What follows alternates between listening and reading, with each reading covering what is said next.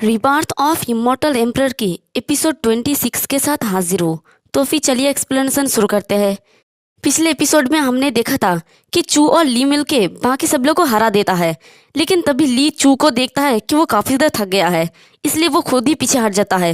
तो उसे देखकर चू खुश होकर अपने मन में कहता है कि वो अपनी इच्छा से पीछे हट रहा है, वो एक जान पहचान का है, ये एक परफेक्ट एंडिंग है।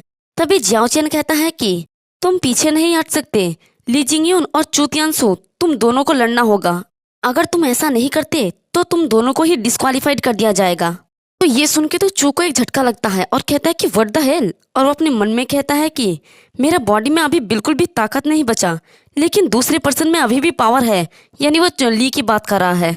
तो ये सुन के ली हिचकिचाते हुए कहता है कि लेकिन लेकिन तभी जियाओ चेन कहता है कि जारी रखो। तो चू गुस्से में ली की तरफ देख के अपने मन में कहता है कि डैम इट, अगर ऐसा बात है तो जो होने वाला है उसके लिए मुझे ब्लेम मत करना। और वो एक एनर्जी पिल को खा लेता है जिससे उसमें एक जबरदस्त पावर आता है, और वो ली को कहता है कि सॉरी ली जिंगयून, और वो बड़ी तेजी से आके ली के ऊपर एक अटैक करता है, जिससे ली खांसते हुए अपने मुंह से खून उगल देता है। चू को लगता है कि अब वो जीत गया है, इसलिए वो चिल्ला के कहता है कि मैं जीत गया, ली जिंगयून अपना फाइटिंग स्ट्रेंथ खो चुका है। तभी पेट्रियस डुआन कहता है कि नहीं, वो अभी तक जिंदा है। तो चू ये सुन के कहता है कि क्या? तो हमारा जियाओ चेन कहता है कि अगर तुम मेरा डिसाइपल बनना चाहते हो तो फिर तुम्हें पहले उसे मारना होगा। ये सुन के तो ली काफी ज्यादा हैरान हो जाता है, और पेट्रियस डॉन भी थोड़ा हैरान होता है और कहता है कि लॉर्ड। और ये सुन के बाकी जो लड़के नीचे गिरा पड़ा होता है उनमें से एक कहता है कि मुझे बहुत ज्यादा लकी महसूस हो रहा है कि मैं पहले ही हार चुका हूँ। तो दूसरा वाला कहता है कि हाँ, ये तो बहुत ही बुरा है। तो हमारा जियाओ चेन कहता है कि मेरे डिसाइपल को मौके पर ही डिसाइड करने में सक्षम होना चाहिए, अगर तुम डिसीजन नहीं ले सकते तो तुम मेरा डिसाइपल नहीं बन सकते। तो ये सुन के चू अपनी जगह पे थोड़ी देर चुपचाप खड़ा रहता है, फिर वो पीछे मुड़ के ली को कहता है कि जिंगयून मुझे ब्लेम मत करना, सॉरी, और वो उसे अटैक करने के लिए रेडी हो जाता है। तभी ली मुस्कुरा के कहता है कि ब्रदर चू, तुम्हें कुछ भी करने की जरूरत नहीं है, तुम्हारे कल्टीवेशन मुझसे ज्यादा है, मैं ये काम खुद करूंगा, कभी भी मैं अपना खून तुम्हारे हाथ पर नहीं आने दूंगा। इसी के साथ वो अपनी सर पे जोर से हिट करता है और वो वहीं पर नीचे गिर जाता है। तो ये देख के चू मन ही मन बहुत ही ज्यादा खुश हो रहा होता है और अपने मन में कहता है कि मर गया, उसने सुसाइड कर लिया, ये तो बहुत ही अच्छी बात है। वो खुश होकर पीछे मुड़ता है और अपने घुटनों के बल बैठ के कहता है कि डिसाइपल चू मास्टर से मिलकर काफी ज्यादा खुश हुआ। और ये सब कुछ देख के पेट्रियस डॉन भी कुछ खास खुश नहीं लगते। तभी जियाओ चेन कहता है कि तुमने अच्छा किया, मैंने सुना कि कल जियाओ चेन तुमसे मिलने आया था। चू कहता है कि हाँ मास्टर। तो जियाओ चेन कहता है कि तो फिर क्या तुम्हें अभी भी जियाओ चेन की वर्ड्स याद है? तो ये सुन के चू थोड़ा हिचकिचाने लगता है। तभी जियाओ चेन कहता है कि चाहे कुछ भी हो, तुम अपने ब्रदर को धोखा नहीं दे सकते। चू तियानसु, तुमने अपने सेल्फिश थॉट के कारण तुमने अपने ब्रदर को मरने के लिए छोड़ दिया। तो ये सुन के चू जल्दी से कहता है कि ये वैसा नहीं है, ऐसा इसलिए है क्योंकि आपने मुझसे कहा मेरा भाई ऑब्वियसली इम्पोर्टेंट है, लेकिन मास्टर मेरे लिए सबसे ज्यादा इम्पोर्टेंट पर्सन है। मैं आपके कहे गए बातों के ऑपोजिट कैसे कर सकता हूँ? तभी पेट्रियस डॉन कहता है कि हाँ, अब हम उसका इलाज नहीं कर सकते। तो चू की बातों को सुनकर जियाओ चेन कहता है कि वेरी गुड, बहुत ही अच्छा कहा, अगर तुम ऐसा हो तो सुसाइड कर लो, तुम्हारे मरने के बाद मैं तुम्हें अपना डिसाइपल एक्सेप्ट करूंगा। ये सुन के चू कहता है कि नहीं नहीं, ये सही नहीं है मास्टर, आप मजाक कर रहे होंगे है ना? क्यों, आप क्यों चाहते हैं कि मैं सुसाइड कर लूं? तो जियाओ चेन कहता है कि कितना सिली नेचर है बेशरम, ली ने तुम्हें सच में एक भाई के रूप में देखा, लेकिन तुम चाहते थे कि वो मर जाए। मैंने तुम्हें एक और चांस दिया और वो था तुम्हारे दिल को ठीक करने का। जियाओ चेन ने भी तुम्हें याद दिलाया, लेकिन तुम्हारे अंदर कोई दया नहीं है, तुम जैसे लोगों को बचाने वाला कोई नहीं है। ये सब कुछ सुन के तो चू को एक झटका लगता है और वो हंसते हुए चिल्ला के कहता है कि मुझे पता है कि आप मुझे नीची नजरों से देखते हो, लेकिन किस आधार पर? इस पूरे ग्रुप में क्लियरली सबसे बेस्ट पर्सन हूँ मैं, तो आप बिना किसी कारण के मुझे कैसे नीचा दिख सकता है? तो जियाओ चेन उसकी कुछ भी बातों पर ध्यान नहीं देता और कहता है कि मैं 3 तक गिनने जा रहा हूँ, तुम्हें अब सुसाइड कर लेना चाहिए।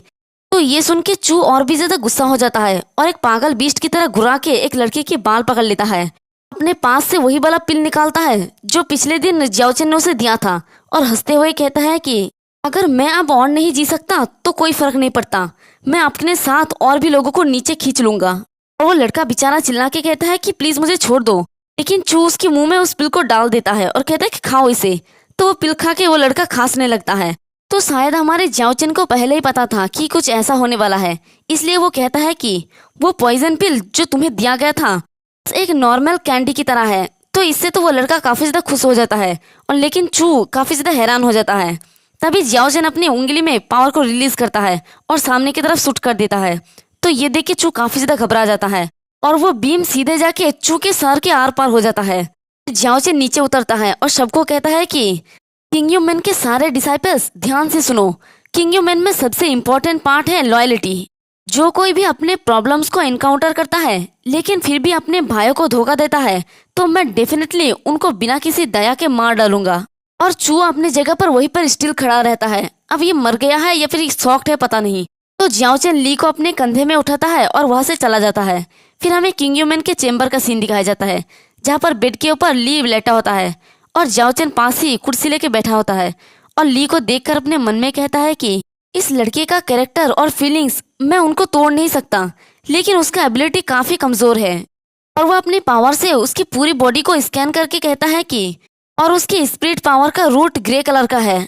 पर तभी उसकी बॉडी में उसे कुछ नजर आता है। ये देख के जियाओचन थोड़ा हैरान हो जाता है और फिर हंसते हुए कहता है कि अनएक्सपेक्टेडली इस लड़के की मैजिकल पावर्स में एक सुप्रीम सोल रहता है। उसके मेरिडियन भी आपने तोड़ा था, है ना? अगर मेरा गेस सही है तो आप इस लड़के की बॉडी को चुराने से पहले उसके स्पिरिट पावर को जगाने के इंतजार कर रहे हैं। तभी ली की बॉडी से एक आवाज आता है, तुम असल में कौन हो और तुम मुझे कैसे देख सकते हो? और देखते हैं कि उसकी बॉडी से एक सोल बाहर निकलता है, एक बुढ़े आदमी का सोल। तो उसके सवाल को सुनकर जियाओचन कहता है कि तुम ये जानने की योग्य नहीं हो कि मैं कौन हूँ, लेकिन मैं सच में जानना चाहता हूँ कि तुम कौन हो। तो वो बुढ़ा कहता है कि ये बूढ़ा आदमी बहुत पहले मर चुका है, लेकिन मैं कोई ऐसा पर्सन नहीं हूँ जिसे तुम धमकी दे सको। मेरा कल्टीवेशन देख पाना बुरा नहीं है, लेकिन मैं भी तुम्हारा कल्टीवेशन देख सकता हूँ। और बुढ़ा फुल एटीट्यूड के साथ कहता है कि अभी तो तुम्हें देखकर लगता है कि तुम मेरे मुकाबले के नहीं हो। ये सुन के जियाओचन जोर जोर से हंसने लगता है और कहता है कि मैं तुम्हारे खिलाफ कैसे जा सकता हूँ। और वो अपनी जगह से उठ के उसकी तरफ जाते हुए कहता है कि बहुत बढ़िया कहा, बहुत ही बढ़िया कहा।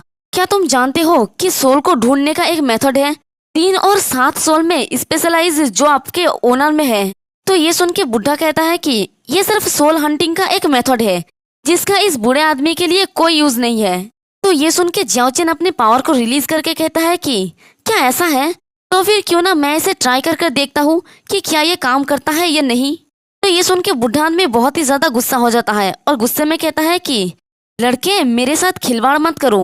अगर तुमने मुझे सच में गुस्सा दिला दिया तो भले ही मुझे ये बॉडी क्यों ना छोड़ना पड़े, मैं तुम्हें मार डालूंगा।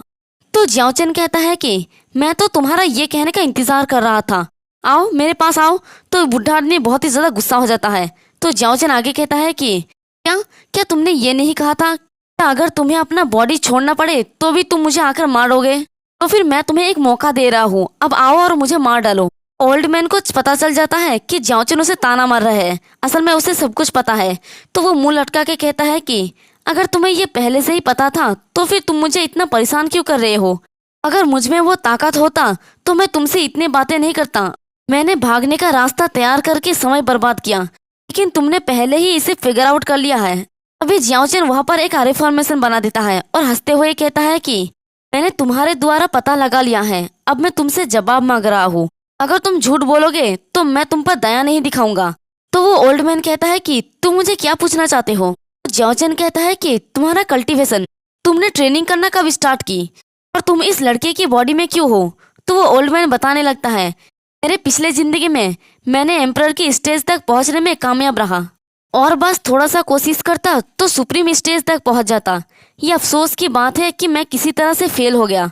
स्पेसिफिक टाइम मुझे अब कुछ भी याद नहीं है। जब मुझे दोबारा होश आया तो मैं इस बच्चे के पास था और उसके अंदर ही रह रहा था। उसकी कहानी को सुनकर जियाओचन कहता है कि एम्परर स्टेज की पीक पर अगर तुम इस लड़के के अंदर रहते हो तो तुम्हें उसे ईमानदारी से प्रोटेक्ट करना चाहिए जब भी वो मुसीबत में हो। आफ्टर ऑल वो मेरा डिसाइपल है। इसी के साथ जियाओचन अपनी दोनों उंगली को आगे करके उस ओल्ड मैन की फोरहेड पे एक बीम जैसा कुछ छोड़ता है। इसी के साथ हमारा ये वाला एपिसोड भी खत्म होता है। नेक्स्ट एपिसोड में देखेंगे कि आखिर ये बीम क्या है। एक्सप्लेनेशन पसंद आई तो कमेंट करके ज़रूर बताना। वीडियो को लाइक और चैनल को सब्सक्राइब कर देना। शुक्रिया।